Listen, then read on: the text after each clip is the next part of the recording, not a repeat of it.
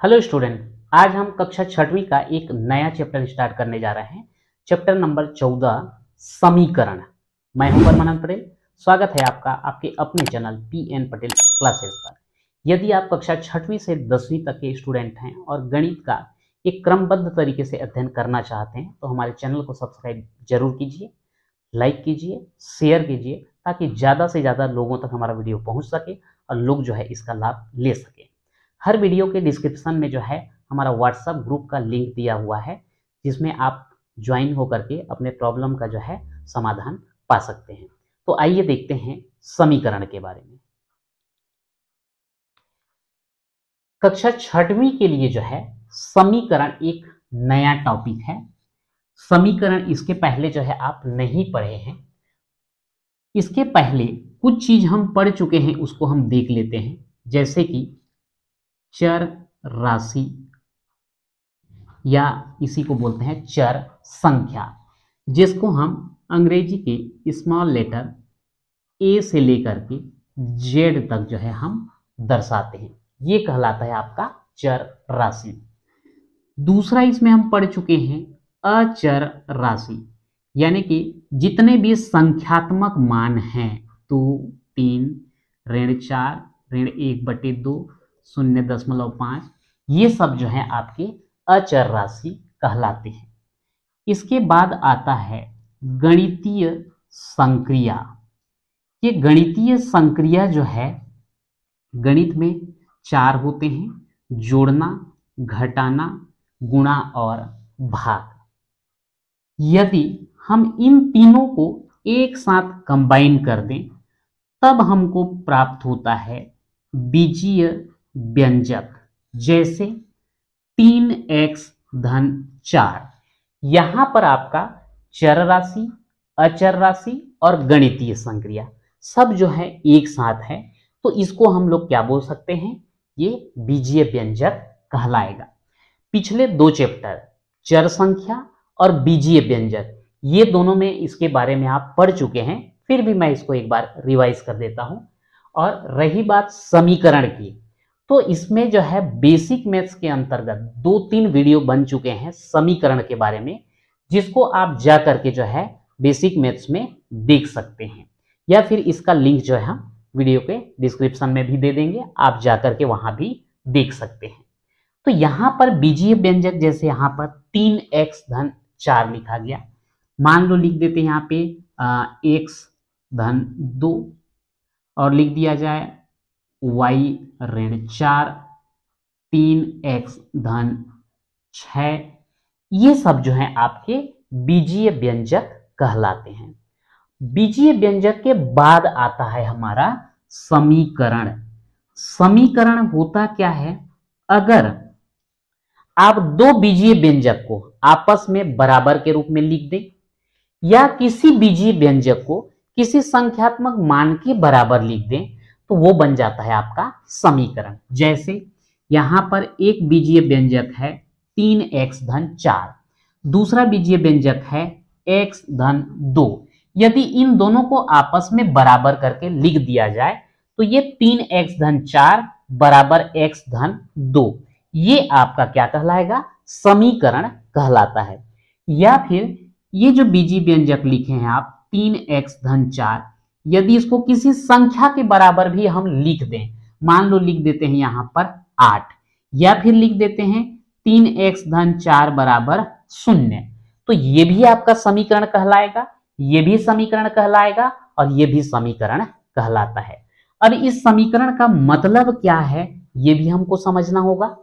तो यहां 3x धन 4 बराबर x धन 2 लिखे हैं, इसका मतलब ये है कि x के जगह में ऐसा कुछ संख्या रखा जाए कि इसका जो है इस तरफ का मान जितना आता है इधर का मान भी उतना ही आए, तब जो है ये आपका समीकरण कहलाता है। और जो मान रखोगे वही जो है इस समीकरण का हल कहलाता है।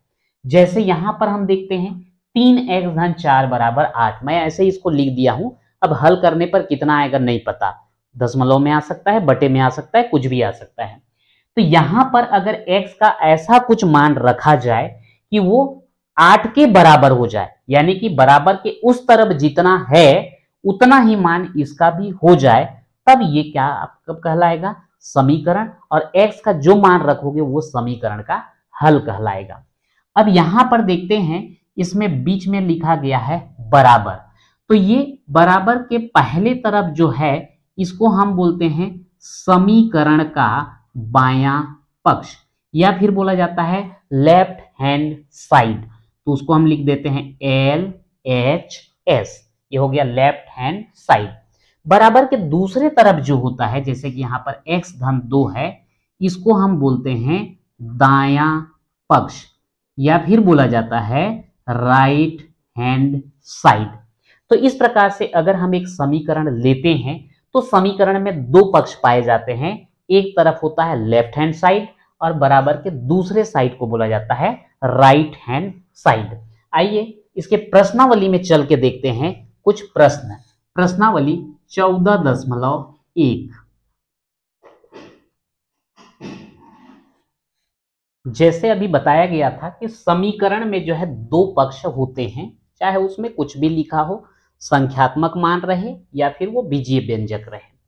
तो यहाँ पे हमको दिया गया है कि निम्नलिखित में से समीकरण छांट कर लिखिए। मैं अलग से नहीं लिख रहा हूं, पर बताते जाऊंगा कौन सा समीकरण है और कौन सा नहीं।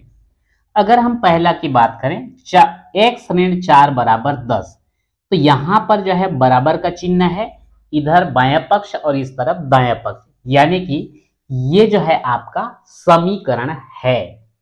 दूसरा अगर देखें x ऋण 4 ऋण 10, तो ये जो है आपका समीकरण नहीं है, क्योंकि यहां पे दो पक्ष नहीं है, तो ये आपका समीकरण नहीं होगा। अगर अगला वाला देखें, आप भी यहां पर क्रॉस और टिक मत लगाना, मैं बता रहा हूं कौन सा है तो उसमें टिक कर रहा हूं, जो समीकरण नहीं है उसमें क्रॉस कर दे रहा हूं। आपको अलग से लिखना होगा कि x ऋण 4 बराबर 10 समीकरण है, x ऋण 4 ऋण 10 समीकरण नहीं है, ऐसा आपको लिखना होगा।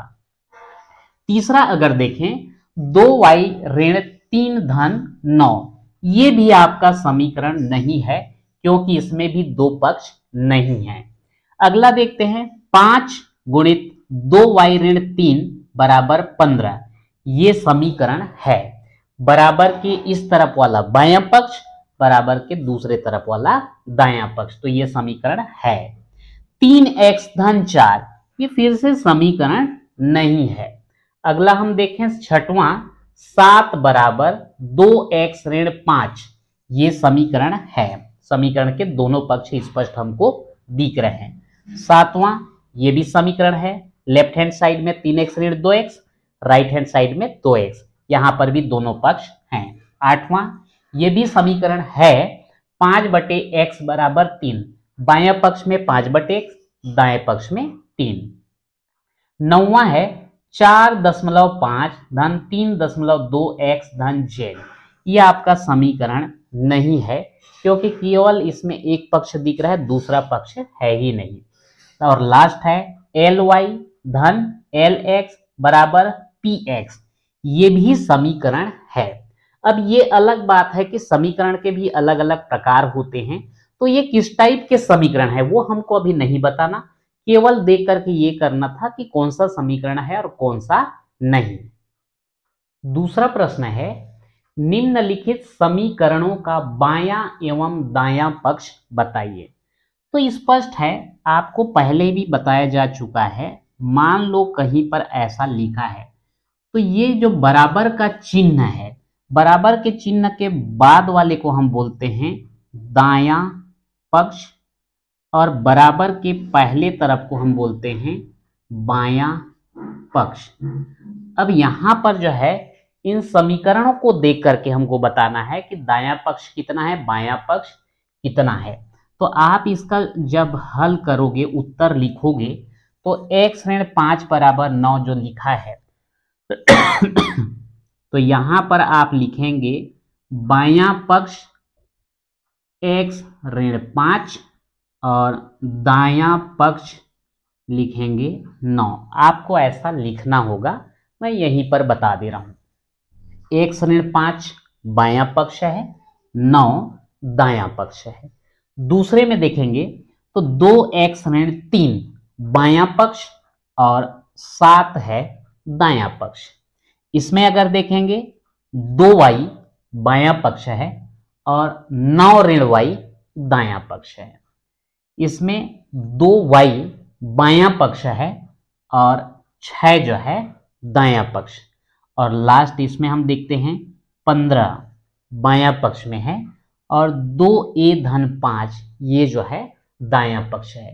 तो इस प्रकार से हमने जो यहाँ पे इस वीडियो में देखा कि समीकरण है क्या, दायां पक्ष क्या होता है, बायां पक्ष क्या होता है, कौन सा समीकरण है और कौन सा समीकरण नहीं है।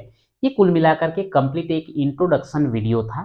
तो आज के वीडियो में इतना ही, मिलते हैं नेक्स्ट वीडियो में।